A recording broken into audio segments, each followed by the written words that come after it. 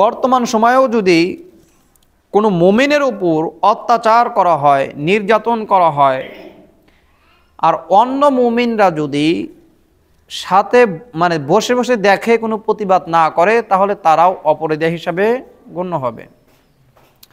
রাসূল সাল্লাল্লাহু আলাইহি ওয়াসাল্লাম বলেন, আল মুমিনু কাজাসাদিন ওয়াহিদিন ইনিশতাকা আইনুহু ইশতাকা কুল্লুহু ইনিশতাকা রাসুহু ইশতাকা কুল্লুহু। সমস্ত মুমিন, সমস্ত মুসলমান একটা দেহের ন্যায়। সমস্ত মুসলমান একটা দেহের ন্যায়। ইনিশতাকা আইনুহু ইশতাকা কুল্লুহু। যেমন কোনো মানুষের চোখে আঘাত লাগলে পুরা দেহ আঘাত অনুভব করে কি করে না? চোখে আঘাত লাগলে পুরা মানব দেহ আঘাত অনুভব করে। ইনিশতাকা আইনুহু ইশতাকা কুল্লুহু ইনিশতাকা রাসুহু ইশতাকা কুল্লুহু। মাথায় যদি আঘাতপ্রাপ্ত হয় পুরা দেহটাই আঘাত অনুভব করে। যেমন সারা বিশ্বের সমস্ত মুমিন হলো এমন একটা দেহের ন্যায়। আল মুসলিমু কাজাসাদিন ওয়াহিদিন, একটা দেহের ন্যায় সমস্ত মুমিন। সুতরাং আমার কোনো মুমিন ভাই যদি কাফের মুশরিকদের দ্বারা আক্রান্ত হয়, কাফের মুশরিকদের দ্বারা নির্যাতিত হয়, জুলুমের শিকার হয়, আর আমি দেখে যদি আমি আঘাত অনুভব না করি, আমি দেখেও যদি আমার মধ্যে কোনো প্রকার কষ্ট অনুভব না হয়, তাহলে বুঝতে হবে যে আমি সেই মুমিনদের অন্তর্ভুক্ত হতে পারি নাই। কারণ কোনো একজনের একটা অঙ্গ চোখে আঘাত লাগলে তার পরিপূর্ণ অঙ্গ আঘাতপ্রাপ্ত হয়, বুঝতে পারে। কিন্তু একজনের একটা হাত প্যারালাইসিস হয়ে গেছে। কি হয়েছে? প্যারালাইসিস হয়েছে। এখন ওই হাতে কেউ আঘাত করলে আর কোনো শরীর অনুভব করে না, কি না? শরীর অনুভব করে না। তো অনুরূপভাবে মুমিন আক্রান্ত হয়েছে, কিন্তু আমি এটার অনুভব করছি না, আমার কষ্ট হয় না, বুঝে নিতে হবে আমি সেই প্যারালাইসিস আর অঙ্গ, আমি যে মুমিনের খাতা থেকে আমি বাদ পড়ে গেছি, একটু বাদ পড়ে গেছে, আমার ঈমান দুর্বল হয়ে গেছে। ওহুম আলা মা ইয়াফআলুনা বিল মুমিনিনা শুহুদ।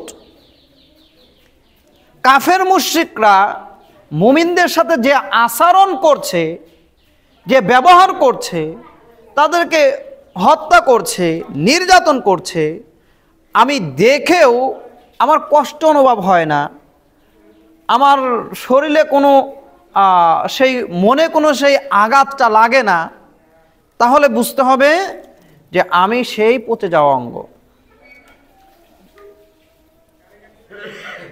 তা না হলে রাসূল সাল্লাল্লাহু আলাইহি ওয়াসাল্লাম বললেন, আল মুমিনু কাজাসাদিন ওয়াহিদিন, একটা দেহের ন্যায় মুমিন, মুমিন একটা দেহের ন্যায়। অন্য একজন মুমিনকে ঈমানের জন্য মারা হচ্ছে, শুধুমাত্র মুমিন হওয়ার কারণে মারা হচ্ছে, অথচ আমি আঘাতপ্রাপ্ত হচ্ছি না, তাহলে কি একটা দেহের ন্যায় হওয়া গেল নাকি? এটাকে একটা দেহ বলে? তার মানে আমি সেই বিচ্ছিন্ন অংশ, একটা দেহ থেকে বিচ্ছিন্ন একটা অংশ। এক সময় দেহে ছিলাম, এখন বিচ্ছিন্ন হয়ে পড়ে গিয়েছি। এখন ওই দেহে যদি কেউ আঘাত করে, একটা অংশ যদি দূরে ছিটকে পড়ে থাকে, ওই অংশকে আঘাতপ্রাপ্ত হবে। এই সুতরাং সারা বিশ্বের যে কোনো জায়গায় মুসলিম মুমিনদেরকে ঈমানের জন্য নির্যাতন করা হলে, কিসের জন্য? ঈমানের জন্য নির্যাতন করা হলে। এখন অপরাধী চুরি করেছে, তাকে শাস্তি দিচ্ছে, তাকে শাস্তি দিচ্ছে, তে এর জন্য আপনাকে কি ব্যথিত হওয়া যাবে নাকি?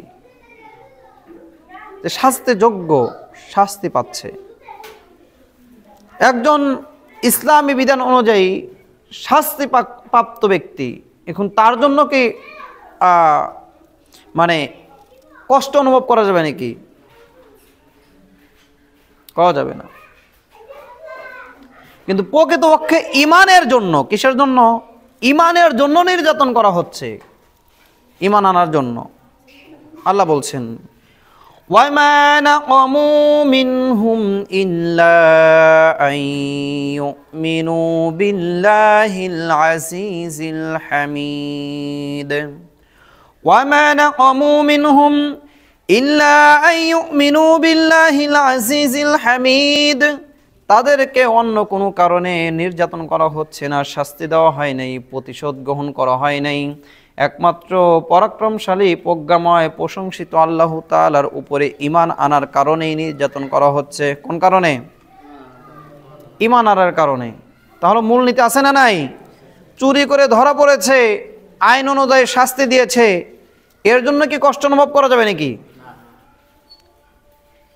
নীতি হলো, মূলনীতি কি? ঈমানের জন্য। কিসের জন্য? ঈমানের জন্য, দ্বীনকে রক্ষার জন্য সে নির্যাতিত হচ্ছে, জুলুমের শিকার হচ্ছে, এই ক্ষেত্রে নিজেকে কষ্ট অনুভব করতে হবে।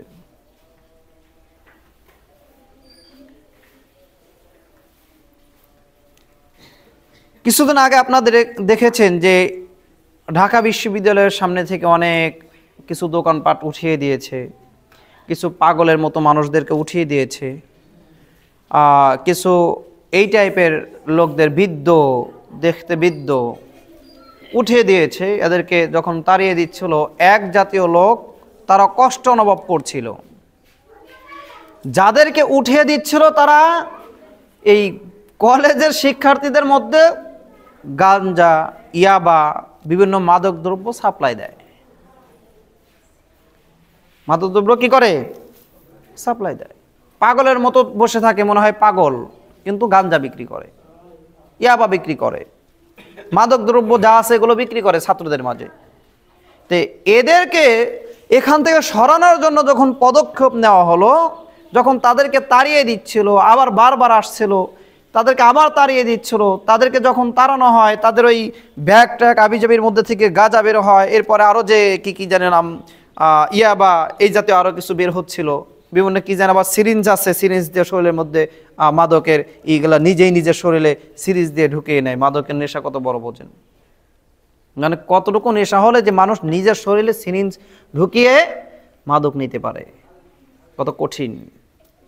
তো এগুলো বের হচ্ছিল, এদেরকে যখন তাড়াচ্ছিল, তো এক জাতীয় মানুষের কষ্ট অনুভব হয়, তারা কষ্ট অনুভব করে যে তাদেরকে তাড়ানো হচ্ছে, তাদের প্রতি জুলুম করা হচ্ছে, আমরা জুলুম মানি না, তাদেরকে এখানে থাকতে দিতে হবে। এই আন্দোলন যারা করে তারা মূলত এই মাদককে, ইসলাম যেটাকে নিষিদ্ধ করেছে, তারা সেটাকে শিক্ষার্থীদের মধ্যে ছড়িয়ে দিয়ে এই জাতিকে ধ্বংস করতে চায়। এখন ওই মাদক ব্যবসায়ী যদি কোনো মুসলিম হয় আর তাকে যদি ওখান থেকে তাড়িয়ে দেওয়া হয়, তখন কি আপনার মধ্যে কষ্ট অনুভব হতে হবে নাকি? বুঝতে পারেন নাই? মাদক ব্যবসা করে এক জায়গায় স্কুল কলেজের ঘেটে বসে, এখন তাকে যদি বারবার তাড়ানোর পরেও না সরে, এরপরে যদি জেলে আটকানো হয়, তখন যদি আপনার কষ্ট অনুভব হয় যে আমার মুসলিম একজনকে জেলে আটকানো হলো, এর প্রতিবাদ জানাই, এটাকে ঈমান বলে নাকি? এটাকে ঈমান বলে না। তাহলে মূলনীতি রয়েছে কি? যে ঈমানের জন্য, দ্বীনের জন্য যে কোনো জায়গায়, সারা বিশ্বে যেখানে হোক না কেন, যদি কোনো মুমিনাকে কষ্ট দেওয়া হয়, নির্যাতন করা হয়, তখন নিজের শরীরে সেই নির্যাতনের কষ্টটা অনুভব করতে হবে। এটা আপনার ঈমান। আপনার ঈমান যত বেশি, আপনি কষ্ট পাবেন তত বেশি। বুঝতে পারেন নাই? মানে কোনো এক দেশে একজন মুসলিমকে আক্রান্ত করা হচ্ছে, সে মুসলিম এই কারণে। ইন্ডিয়াতে মুসলিমদেরকে হত্যা করা হয় মুসলিম এই কারণে, বাড়িঘর ভেঙে দেওয়া হয় মুসলিম এই কারণে, গরুর গোশত খাওয়ার অপরাধে বা গরুর গোশত বাড়িতে আসে সন্দেহ করে মুখ সেলাই করে দেওয়া হয় ঈমানের কারণে। তাহলে এই সময় আপনি কতটুকু কষ্ট অনুভব করেন? একজনের মুখ সেলাই করে দিল, এখন আপনি কতটুকু কষ্ট অনুভব করেছেন, ওই অনুযায়ী আপনি মুমিন। বুঝতে পারেন নাই? আল মুমিনু কাজাসাদিন ওয়াহিদিন, সমস্ত মুমিন একটা দেহের ন্যায়। আপনার কতটুকু কষ্ট লেগেছে, এটার উপর ভিত্তি করে আপনি বুঝতে পারবেন আপনার ঈমান কতটুকু মজবুত রয়েছে। কিন্তু একজন ইয়াবা ব্যবসায়ীকে যদি কোনো জায়গায় থেকে উঠিয়ে দেওয়া হয়, না উঠতে চাইলে জেলে বন্দি করা হয়, তখন যদি আপনার কষ্ট মনে হয়, তখন যদি আপনি কষ্ট পান, বুঝে নিতে হবে আপনি ওই পর্যায়ের ইয়াবা সেবী। বুঝতে পারেন নাই? ওই পর্যায়ের মাদক সেবী বা ওই পর্যায়ের আপনি মাদক ব্যবসায়ী বা তার থেকে বড়। এটা হলো মূলনীতি। আল্লাহ তাআলা আমাদেরকে বোঝার তৌফিক দান করুন, আমিন। সম্মানিত মুসলিম ইকরাম, আল্লাহ বলছেন ওমা নাকমু মিনহুম ইল্লা আইয়ুমিনু বিল্লাহিল আজিজিল হামিদ, বড় আয়াত, যে তাদেরকে নির্যাতন করা হয়েছে শুধুমাত্র পরাক্রমশালী প্রজ্ঞাময় আল্লাহ তাআলার উপরে ঈমান আনার জন্য, ঈমান এনেছে এই জন্য তাদেরকে নির্যাতন করা হয়েছিল। সম্মানিত মুসলিম ইকরাম, আল্লাহ তাআলা এরপরে বলছেন ইন্নাল্লাযীনা ফাতানুল মুমিনিনা ওয়াল মুমিনাতি সুম্মা লাম ইয়াতুবু। আচ্ছা, এই আয়াতের মাঝখানে আরেকটা আয়াত রয়েছে, আল্লাযী লাহু মুলকুস সামাওয়াতি ওয়াল আরদ আল্লাহু আলা কুল্লি শাইইন শাহীদ। আগের আয়াতের সাথে মিলানো। তো পরাক্রমশালী প্রজ্ঞাময়ের প্রতি যে ঈমান আনলো, এই অপরাধে তাদেরকে নির্যাতন করা হলো, আক্রমণ করা হলো, শাস্তি দেওয়া হলো, সেই পরাক্রমশালী প্রজ্ঞাময়টা কেমন? তিনি হলো এমন আল্লাযী লাহু মুলকুস সামাওয়াতি ওয়াল আরদ, যিনি আসমান জমিনের মালিক, আসমান জমিনের মালিক। আল্লাহু আলা কুল্লি শাইইন শাহীদ, আর আল্লাহ তাআলা প্রত্যেক কিছুরই প্রত্যক্ষদর্শী। আল্লাহ তাআলা তারা যে শাস্তি দিচ্ছে কি অপরাধে, যে মুমিন তাই অপরাধ করছে তাই শাস্তি দিয়েছে, মুমিন হওয়ার কারণে। সে কুরবানির গোশত ফিরে যা আছে এই সন্দেহ, তাকে হত্যা করা হলো, তাকে নির্যাতন করা হলো, আল্লাহ তাআলা এগুলো দেখছেন না? দেখছেন। এরপর আল্লাহ তাআলা বলছেন এখন যারা শাস্তি দিল, এখন যারা এই শাস্তিগুলো দিচ্ছে মুমিনদেরকে, তাদের অবস্থাটা কি? এটা দুই ধরনের হতে পারে। কাফির কর্তৃক মুমিনদেরকে শাস্তি দেওয়া, এক, কাফির কর্তৃক মুমিনদেরকে শাস্তি দেওয়া। দ্বিতীয় নম্বর হলো মুনাফিক কর্তৃক বা ক্ষমতার জন্য মুসলিম হয়েও মুমিনের উপর, মানে মুসলিম ঠিকই, মানে ইসলাম গ্রহণ করেছে, মানে জন্মগত মুসলিম আর কি, মুসলিম হয়েও মুমিনদের উপর নির্যাতন চালাচ্ছে। ক্যাটাগরি দুইটা, একটা কাফের কর্তৃক মুসলিম মুমিন নির্যাতন, আর একটা হলো মুসলিম মানে মুনাফিক মুসলিম কর্তৃক মুমিন নির্যাতন। এই কাজগুলো যারা করে তাদের অবস্থা কি? কাফের কর্তৃক মুমিন নির্যাতন হলে সারা বিশ্বের মুসলিম এটার বিরুদ্ধে পদক্ষেপ নেবে, এটাই তার ঈমানের পরীক্ষা। কারণ মুমিন আক্রান্ত হয়েছে মানে সারা বিশ্বের মুমিন আক্রান্ত হতে হবে, এটাই ইসলাম। পৃথিবীর কোনো এক জায়গায় মুমিনকে আঘাত করা হয়েছে মানে সারা বিশ্বের সমস্ত মুমিন আঘাতপ্রাপ্ত হবে, তারা নিজেকে আক্রান্ত মনে করবে এবং যে আক্রমণ করেছে, যেই কাফের শক্তি আক্রমণ করেছে তাদের বিরুদ্ধে অ্যাকশন নেবে। বিস্তারিত মাসালা রয়েছে, অনেক আলোচনা রয়েছে এটার উপরে। সংক্ষিপ্তভাবে যদি এই জায়গায় কোনো মুমিনকে ঈমানের জন্য আঘাত করা হয়, তখন এই অঞ্চলের সমস্ত মুমিনের উপর আবশ্যক হলো যেই কাফের আঘাত করেছে তার বিরুদ্ধে অ্যাকশনে যাওয়া। এই অঞ্চলের মুমিনরা যদি ক্ষমতা না থাকে, আছে না নাই, ক্ষমতা নেই, তাহলে আরো পার্শ্ববর্তী মুমিনের উপর তখন ফরজ হয়ে যায় এটাই তাদের বিরুদ্ধে অ্যাকশন নেওয়া। এরপরে তারাও যদি ক্ষমতা না রাখে তাহলে আরো পার্শ্ববর্তী মুমিনদের উপরে ফরজ হয়ে যায় এটার অ্যাকশন নেওয়া। এভাবে যদি বাংলাদেশে মুমিনকে আক্রান্ত করা হয় শুধুমাত্র ঈমানের কারণে, তাহলে বাংলাদেশের কোনো মানুষ যদি এটার বিরুদ্ধে রুখে না দাঁড়াতে পারে, এটাকে যদি প্রতিহত না করতে পারে, কাফেরদের বিরুদ্ধে অ্যাকশনে না যেতে পারে, তাহলে পার্শ্ববর্তী যেই মুসলিম রয়েছে, মুমিন রয়েছে, তাদের উপর ফরজ হয়ে যায়। এইভাবে একটা পর্যায়ে সারা বিশ্বের মুসলমানের উপর যুদ্ধ ফরজ হয়ে যায়, জিহাদ ফরজ হয়ে যায়। তো বর্তমান সময়ে সারা বিশ্বেই তো মুসলিম নির্যাতিত হচ্ছে, সারা বিশ্বেই মুসলিম নির্যাতিত হচ্ছে, তাদেরকে জুলুম করা হচ্ছে। সুতরাং এখন সমস্ত মুসলিমকে ঐক্যবদ্ধ হয়ে যে কোনোভাবে কাফের মুশরিকদের বিরুদ্ধে অবস্থান নেওয়াটাই হলো ফরজ বিধান। জিহাদ ফরজ এ সম্পর্কে কারো সন্দেহ আছে নাকি? জিহাদ ফরজ, কিন্তু প্রেক্ষাপট হতে হয়। সবসময় তো আর জিহাদ ফরজ হয় না।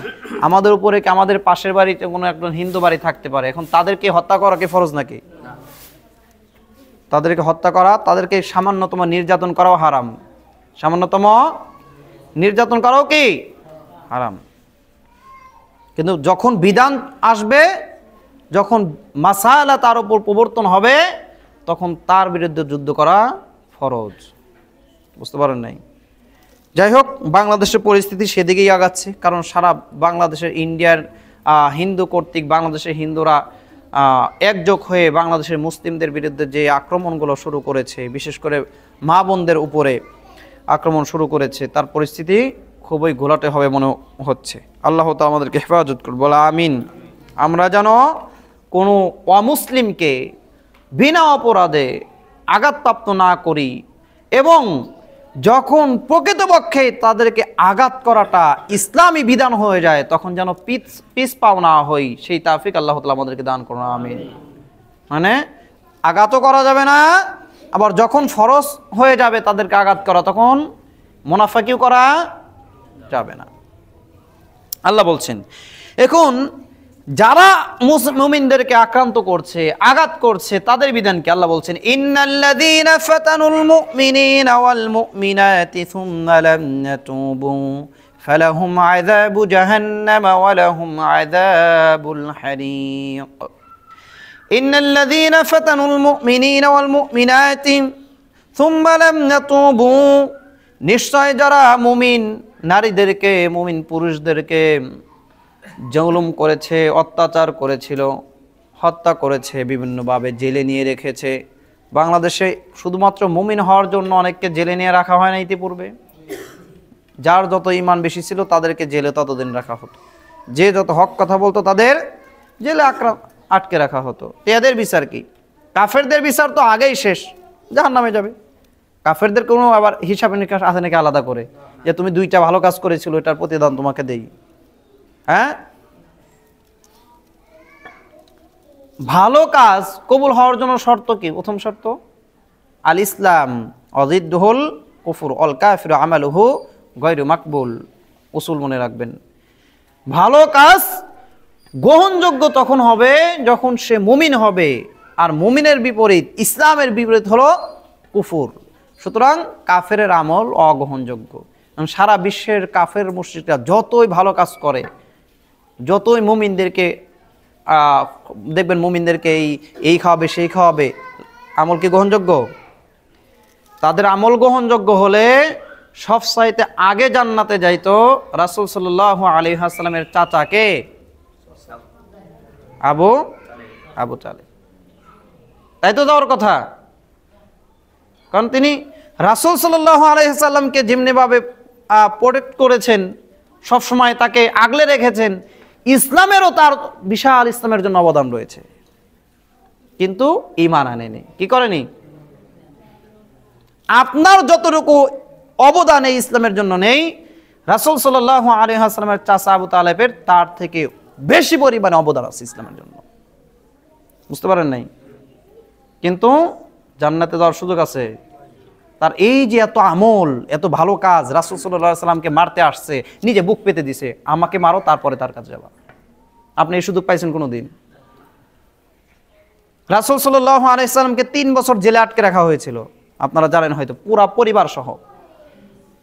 তখনকার জেল তো আর এখনকার মতো এমন ছিল না, একটা পাহাড়ের ওই পাশে রাখা হয়েছিল, একেবারে বন্দি, বাইরে হতে পারবা না, কেউ তোমাদের খাবারও দিতে পারবে না। রাসূল সাল্লাল্লাহু আলাইহি সাল্লাম নিজে গাছের ছাল খেয়েছেন 3 বছর। এই কঠিন পরিস্থিতিতে আবু তালেব কি করেছিলেন? বললেন যে আমার ভাতিজা থাকবে জেলখানায়, তারা না খেয়ে থাকবে আর আমি বাহিরে থাকবো, সম্ভব না। তিনিও রাসূল সাল্লাল্লাহু আলাইহি সাল্লামের সাথে 3 বছর জেল খেটেছেন। তো এই আমল আপনার আছে? তাহলে কাফের যত আমল করুক ভালো, তাদের সেই আমলের দাম 5 পয়সাও নাই। আবু তালেব রাসূল সাল্লাল্লাহু আলাইহি ওয়াসাল্লামের চাচা, অনেক আর তার ভালো কাজ, এবং ভালো কাজ এটা ইবাদত বলা যাবে না। এই ইবাদত তখন যখন আগেকার ইবাদত একমাত্র পাওয়ার যোগ্য একমাত্র আল্লাহ, লা ইলাহা ইল্লাল্লাহ, আল্লাহ ছাড়া আর কোনো উপাস্য নাই, এই কথা বলার পরে ইবাদত। লা ইলাহা ইল্লাল্লাহ মানে আল্লাহ ছাড়া কোনো উপাস্য নাই, ইলাহ নাই, উপাস্য নাই। উপাস্য নাই আল্লাহ ছাড়া, এই কথা বললে সে ইবাদত হবে। কারণ আপনি ইবাদত করবেন আল্লাহর, গ্রহণযোগ্য তখন হবে যখন আপনি আল্লাহকে একমাত্র ইবাদত যোগ্য হিসাবে মানবেন। তা আপনি মানেনই না, কি ইবাদত হবে? সুতরাং কাফেরদের হিসাব এখানেই ক্লোজ। মানে যারা কাফের মুমিনদেরকে কষ্ট দিচ্ছে, হত্যা করছে, নির্যাতন করছে, তাদের হিসাব কি এখানেই ক্লোজ হয়ে গেল।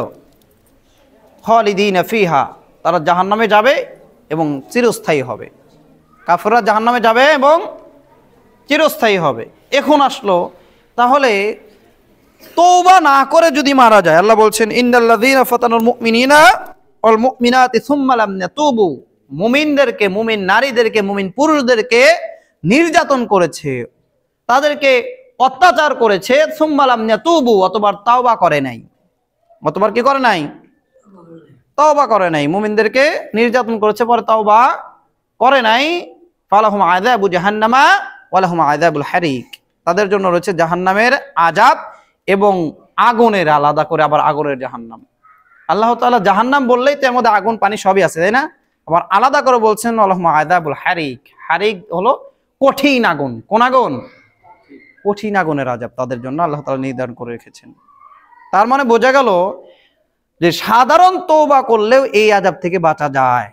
মানে মুমিনদেরকে অত্যাচার করেছে, এখন সাধারণ তওবা করলেই বাঁচা যায়। এখন এরা কারা? এরা হচ্ছে যারা নামদারি মুসলিম, মুসলিম হয়ে ইমানের কারণে মুসলিমদেরকে শাস্তি দিয়েছে, কষ্ট দিয়েছে ইমানের জন্য। অসংখ্য মহিলাদেরকে এই হিজাব পরে থাকে, নামাজ কালাম পরে, এদেরকে ইতিপূর্বে জঙ্গি বানিয়ে আটকে রেখেছে না? মহিলাদেরকে আটকে রেখেছে। অনেক মহিলা এখন পর্যন্ত কারাগারে, বের করে নেই, এই সরকারও এসে বের করে নেই, তারা এখনো পর্যন্ত জেলে পড়ছে এখন পর্যন্ত।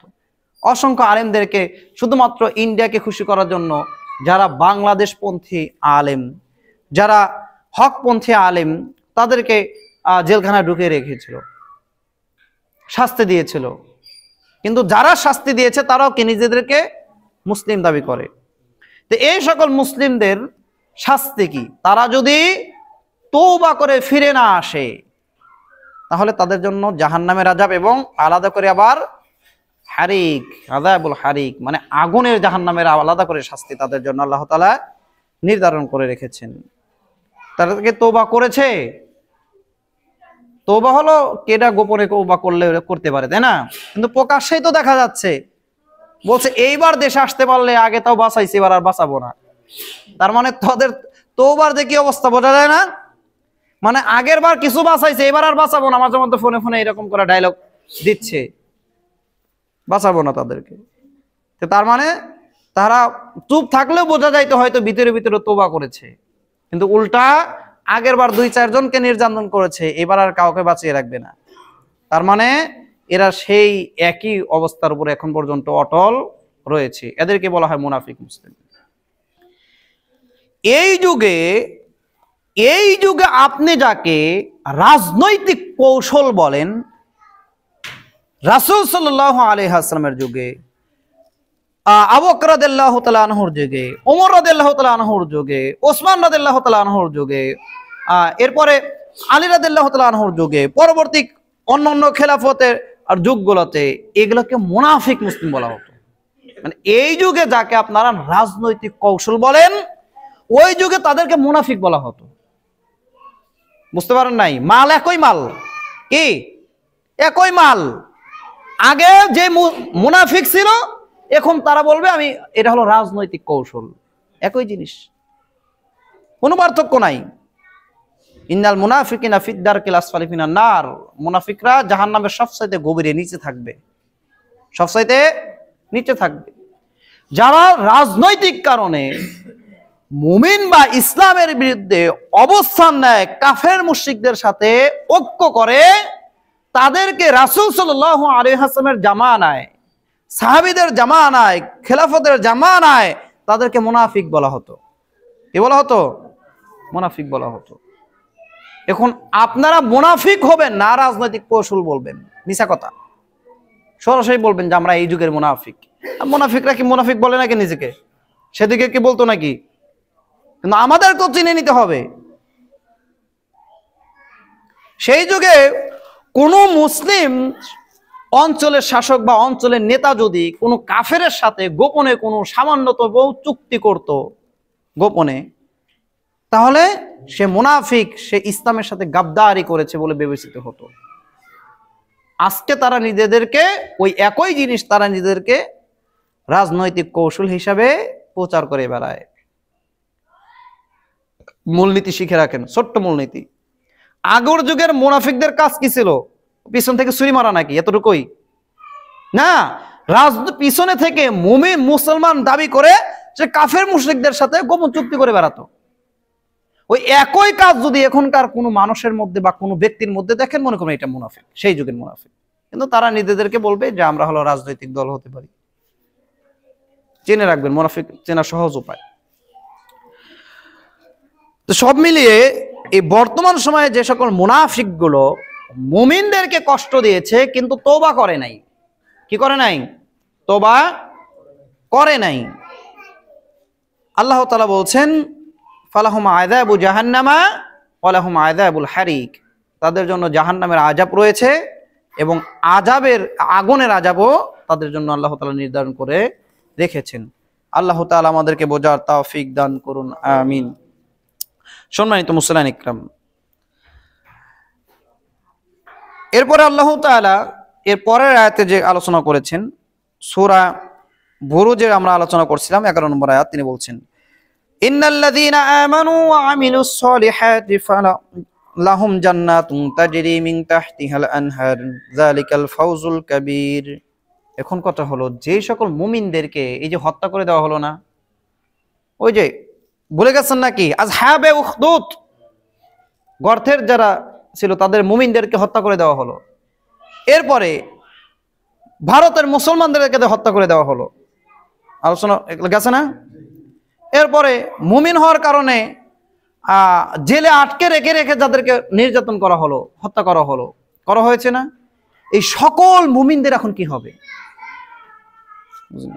সকল মুমিনদের কি হবে?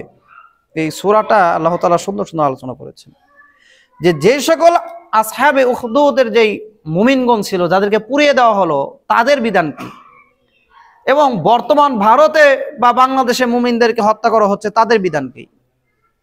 যারা ঈমানের উপর অটল থেকেছে, ইন্নাল্লাযীনা আমানু ওয়া আমিলুস সলিহাতি লাহুম জান্নাতুন তাজরি মিন তাহতিহাল আনহার যালিকাল ফাওজুল কাবীর। সুবহানাল্লাহ। নিশ্চয় যারা ঈমান এনেছে, সৎকর্ম করেছে, এগুলোর উপর অটল থেকেছে, লাহুম জান্নাতুন তাজরি মিন তাহতিহাল আনহার, তাদের জন্য এমন জান্নাত আল্লাহ তাআলা নির্ধারণ করে রেখেছেন যার তলদেশ দিয়ে ঝর্ণা প্রবাহিত হয়, নদী প্রবাহিত হয়, ঝর্ণা প্রবাহিত হয়। যালিকাল ফাওজুল কাবীর। আর এটাই হচ্ছে সবচেয়ে বড় সফলতা। এর থেকে বড় সফলতা আছে?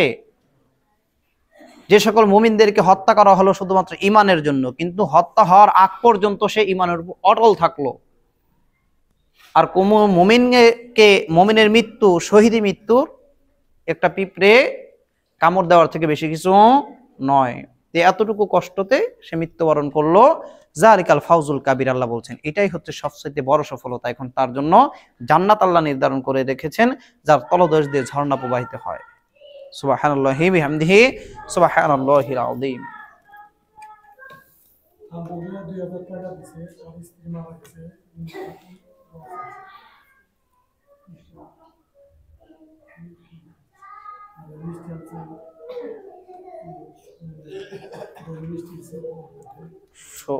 আপনার বোনে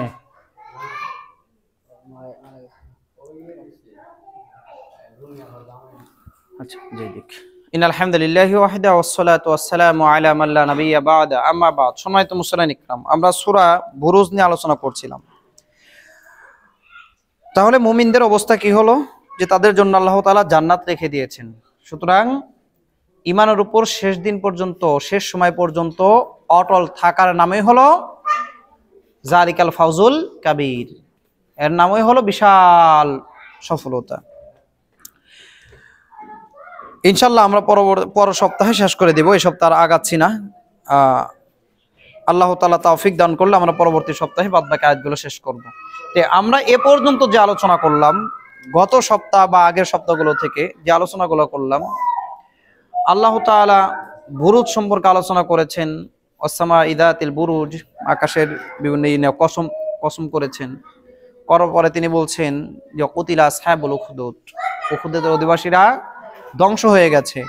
আর এই ধ্বংসপ্রাপ্ত যেই উখদুদের এই অধিবাসী যারা, তাদের সম্পর্কে আমরা হাদিস থেকে জেনেছি যে তারা অগ্নিপূজক ছিল, জাদুর ব্যবস্থা ছিল, এই সেই ছিল, তারা সব মিলে মুমিনদেরকে হত্যা করেছিল। তো বর্তমানেও সেরকম উখদুদের অধিবাসী বাংলাদেশে বা পৃথিবীতে আছে নাকি নাই? মানে ওই গর্ত না থাকলেও নতুন নতুন গর্তে তারা মুমিনদেরকে ফেলে কি ফেলে না?